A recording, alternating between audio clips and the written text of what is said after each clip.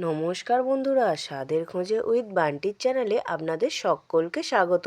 বন্ধুরা, আজকে আবারও চলে এসেছি আরেকটি দুর্দান্ত রেসিপি নিয়ে। সেই রেসিপিটা বানানোর জন্য আজকে একটা পুকুরের বড় সাইজের ভেটকি মাছ নিয়ে চলে এসেছি। দেখুন বন্ধুরা, কত বড় ভেটকি মাছটা। এখানে আপনাদের দাদাভাই বাজার থেকে পুরো কাঁটাটাকে কেটে আঁশটাকে ছাড়িয়ে নিয়ে চলে এসেছে। কারণ মাছ আমার নিজের মনের মতো করে কাটতেই ভালো লাগে। আমার দোকানের মাছ কাটাটা অতটা পছন্দ হয় না, আমি নিজের মনের মতো করে সুন্দরভাবে কেটে নেব। এখানে আঁশ ওরা ছাড়িয়ে দিয়েছে, কিন্তু তবু একটু আধটু আঁশ রয়ে গেছে, যার জন্য আমি সুন্দরভাবে আঁশটাকে আরেকটু ছাড়িয়ে নিলাম। নিয়ে এবার কানটাকে ভালো করে কেটে নেব। কান আপনারা ঝাড়িয়ে ফেলেও দিতে পারেন, কিন্তু আমি কান ঝাড়াই না, কানটাকে এইভাবে সুন্দর করে কেটে নিই। আর এই সময় পুকুরের ভেটকি খুবই পাওয়া যায় বাজারে, আর খুব ভালোও লাগে। আপনাদের দাদাভাই তো বাজারে যদি ভেটকি মাছ দেখতে পায় আর কোনো দিকে তাকাবে না, ও ভেটকি মাছ নিয়েই চলে আসে। আর আমরা প্রত্যেকে ভেটকি মাছটা খুব পছন্দও করি। আর ভেটকি মাছের তো আমরা অনেকে অনেক রকম রেসিপি বানিয়ে থাকি। আজকে আমি আর একটা অন্য রকম রেসিপি নিয়ে চলে এসেছি। দেখুন বন্ধুরা, এখানে আমি মুখটাকে কেটে দিলাম। হ্যাঁ বন্ধুরা, আমার দিদা বলতেন বড় হাঁ করা যে মুখের মাছগুলো, সেই মাছগুলোর মুখগুলো কেটে ফেলে দিতে, বলছে নাকি ওইভাবে খেতে নেই। আর ঠিক আছে, দিদা তো আর নেই, দিদা আমাদের ছেড়ে অনেক বছর আগেই চলে গেছে। তাই দিদার কিছু কিছু জিনিসগুলো মেনে চলার চেষ্টা করি। আর দেখেছি সংসারের জন্যও ভালো, আর সব রকমই ভালো। বন্ধুরা, এখানে বলতে বলতে আমি মাছের মাথাটাকে কেটে রেখে দিলাম, দিয়ে পেটটাকে পরিষ্কার করে নিলাম মাছের। নিয়ে এবার পিসগুলোকে করে নেব। কথা বলতে বলতে আমার এখানে মাছটা সুন্দরভাবে কাটা হয়ে গেছে।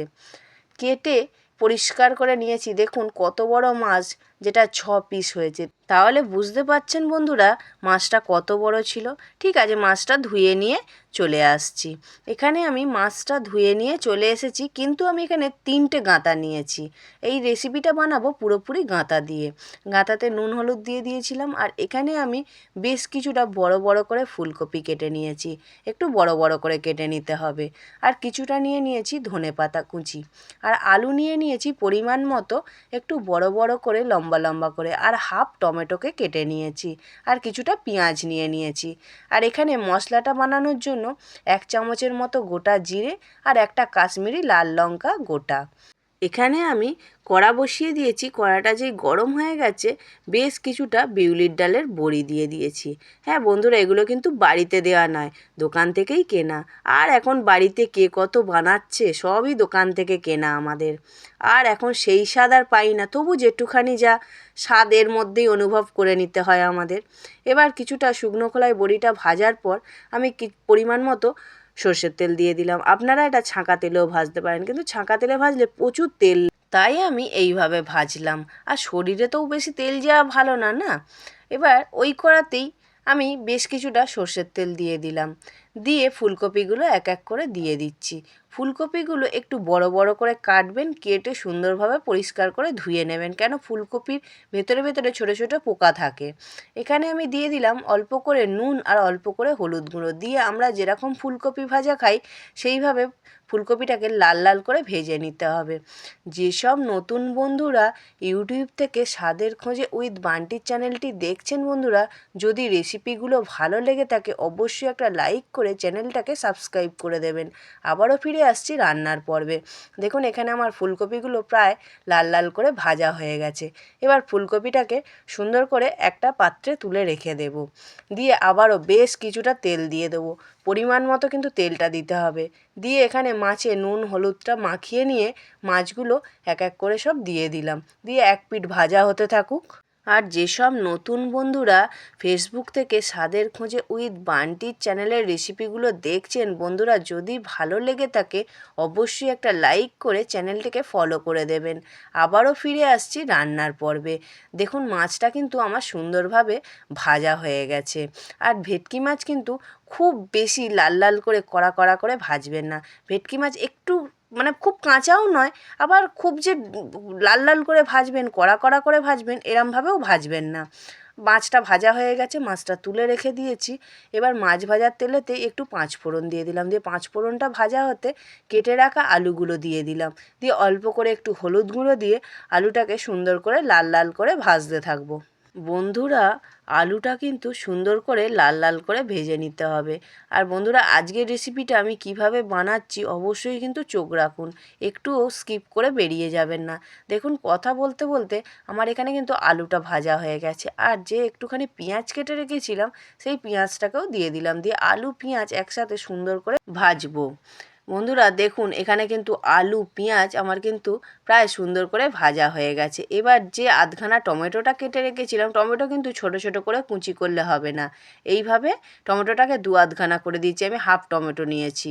আর আপনারা এখানে মনে করলে পরিমাণ অনুযায়ী একটা টমেটো দিতে পারেন, কিন্তু খুব বেশি টক টক হয়ে গেলে এই তরকারিটা ভালো লাগবে না।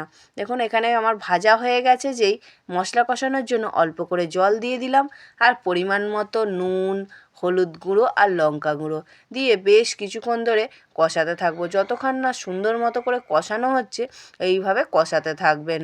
আর বন্ধুরা, শীতের দিনে ফুলকপি তো প্রচুর বাজারে পাওয়া যায়, আর ভেটকি মাছটাও এই সময় খুব পাওয়া যায়। হ্যাঁ, পুকুরের ভেটকি হতে হবে, তবেই এই রেসিপিটা বানাতে পারবেন। দেখুন, কথা বলতে বলতে বন্ধুরা আমার এখানে কষানোটা হয়ে গেছে। আর যেটা লাল লঙ্কা একটা গোটা রেখেছিলাম আর 1 চামচের মতো গোটা জিরে রেখেছিলাম, সেটাকে পেস্ট করে নিয়ে চলে এসেছি, দিয়ে এটা দিয়ে মশলাটা দিয়ে দিলাম, দিয়ে আবারও বেশ কিছুক্ষণ কষাতে থাকলাম। দেখুন, একটু কষানো হয়ে গেছে, তারপর অল্প করে ধনিয়া পাতা দিয়ে আবারও বেশ কিছুক্ষণ কষাতে থাকবো। এখানে আমার কষানোটা অনেকটা হয়ে গেছে, আর যেটায় আমি মশলা পেস্ট করেছিলাম সেই কন্টেনারটা ধুয়ে অল্প করে জল দিয়ে দিলাম, দিয়ে আবারও একটুখানি নাড়িয়ে চাড়িয়ে কষাবো। যেই ফুটে যাবে ভেজে রাখা ফুলকপিগুলো আমি দিয়ে দেব।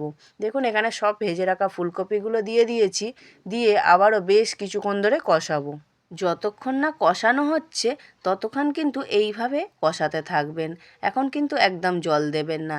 আর ফুলকপি যদি বন্ধুরা আমি যেভাবে বানালাম, যে নুন হলুদ দিয়ে ভালো করে ভেজে নিলাম, ফুলকপি যতই কষান না কেন আর যতই সিদ্ধ করুন না কেন, ফুলকপি কিন্তু একটু গলেও যাবে না, আর নরম হবে কিন্তু গলে যাবে না। বন্ধুরা, কথা বলতে বলতে আমার এখানে কিন্তু কষানো হয়ে গেছে, আর পরিমাণ মতো জল দিয়ে দিলাম, তারপর ওপর দিয়ে ধনিয়া পাতা দিয়ে চাপা দিয়ে দিয়েছিলাম। একটু ফুটে উঠতেই আমি চাপাটা খুলে দেখছি আলু তো এক্ষুনি সিদ্ধ হবেই না। এরপর আমি ভেজে রাখা বিউলির ডালের বড়িগুলোকে দিয়ে দেব। দেখুন বন্ধুরা, আমি এখানে সব বড়িগুলোকে এক এক করে দিয়ে দিচ্ছি, দিয়ে খুন্তির সাহায্যে একটু জুসের মধ্যে চুবিয়ে দিতে হবে, তবে বড়িগুলো সুন্দরভাবে নরম হবে না। দেখুন, আর একটু নাড়িয়ে চাড়িয়ে আমি বেশ কিছুক্ষণ চাপা দিয়ে দেব। বড়ি কিন্তু আগেই দেবেন না, যে জল দেওয়ার পরেই বড়ি দিয়ে দেব, তাহলে বড়ি পুরো তরকারির সাথে ঘন্ট ঘন্ট হয়ে যাবে, আর ভালো লাগবে না। এখানে দেখুন আমার আলুটা কত সুন্দর সেদ্ধ হয়ে গেছে, প্রত্যেকটা আলুই দেখাচ্ছি, দেখুন কত সুন্দর সিদ্ধ হয়ে গেছে, আর বড়িও খুব সুন্দর সিদ্ধ হয়ে গেছে। এইভাবে বানাবেন বন্ধুরা, খুব ভালো লাগবে। দাদারা বাজার যাচ্ছে, বলবেন যে পুকুরের যদি ভেটকি পাওয়া যায় একটু ভেটকি নিয়ে আসবে আর একটা ফুলকপি নিয়ে আসবে, আর এইভাবে রেসিপিটা বানাবেন, অপূর্ব লাগে খেতে। আর আমি এখানে ভেটকি মাছের 3টে গাঁতা নিয়েছি। এই রেসিপিটা বানাতে গেলে অবশ্যই কিন্তু একটু ভেটকি মাছের গাঁতা হলে খুবই ভালো হয়, আবার না হলেও কোনো অসুবিধা নেই। বন্ধুরা, আমার এখানে কিন্তু ফুলকপি দিয়ে ভেটকি মাছের লাল লাল ঝাল ঝাল ভেটকি মাছের তরকারি রেডি হয়ে গেল। বন্ধুরা, আজকের রেসিপিটা কেমন লাগলো অবশ্যই একটা কমেন্ট করে জানাবেন।